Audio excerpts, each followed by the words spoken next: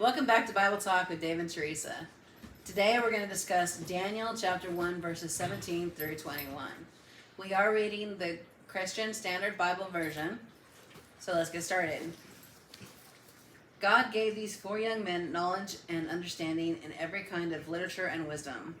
Daniel also understood visions and dreams of every kind. At the end of the time that the king had said to present them, the chief eunuch presented them to King Nebuchadnezzar. The king interviewed them, and among all of them, no one was found equal to Daniel, Hananiah, Mishael, and Azariah. So they began to attend the king in every matter of wisdom and understanding that the king consulted them about. He found them 10 times better than all the magicians and mediums in his entire kingdom. Daniel remained there until the first year of King Cyrus. So let's unpack this. I found this very interesting is that, the number 10 came up twice so far. Last time we talked about how Daniel was asked the chief, or the eunuch, the guard that was actually over him and his friends, to test him for 10 days to see if they could actually just eat fruit from his, or vegetables from his garden. Then you're seeing that in this one, King Nebuchadnezzar found them to be 10 times smarter with wisdom, knowledge, and all this stuff more than any of the Chaldeans and the Medians and everything else like that. Now this is the interesting part. Just to have knowledge and wisdom and great knowledge just in your own culture.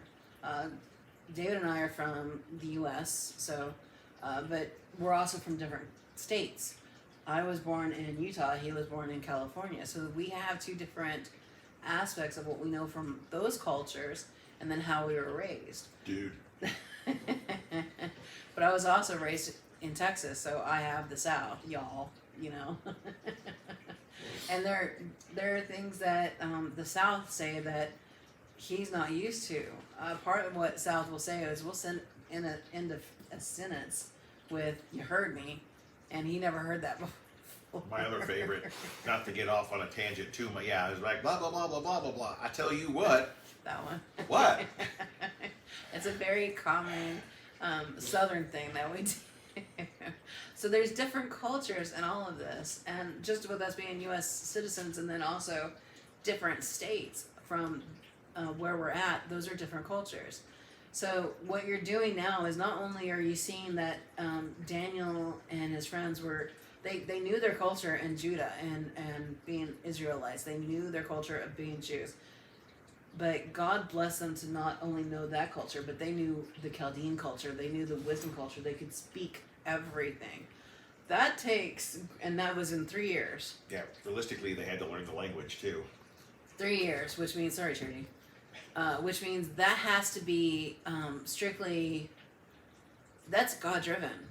I don't know of anybody who could actually go further into people who were actually born of Chaldeans, the Medians, the magicians, and know more and better culture from an outsider looking in than them, unless it's God driven.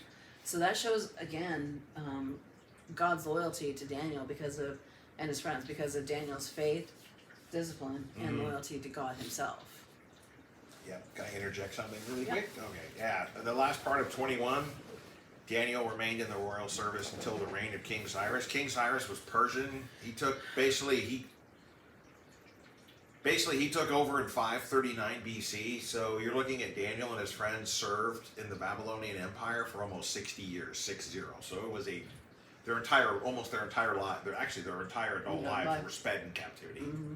So I just wanted to, get that, it's not, they were there for 3 or 4. No, they're 60 plus years because they were taken about 605 BC, 3 years of training.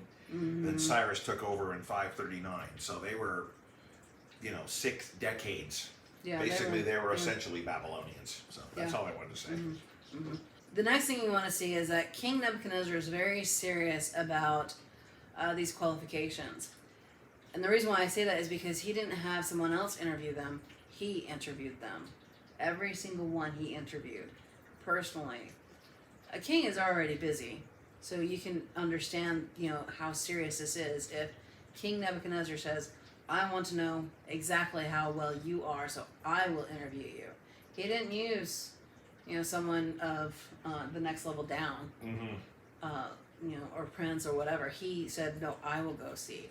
this tells you just how serious King Nebuchadnezzar was about wanting to have someone of this mentality, of this rank, for the magicians and the mediums, and just understanding the wisdom with what's going on with them. And I know that in the next section we'll dive more into why that's such a big deal.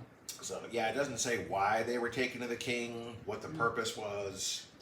Just we know the king talked to them. It was like an oral examination for some, and you know, like God obviously blessed them so much that he's like, dudes, you're like the inner circle. Yeah, you know everything, so you're gonna be like my personal, like, here you Yeah. go. All right, so because we see the number 10, I actually did a Google search of what the biblical meaning of 10 means, because we saw it twice. Yep.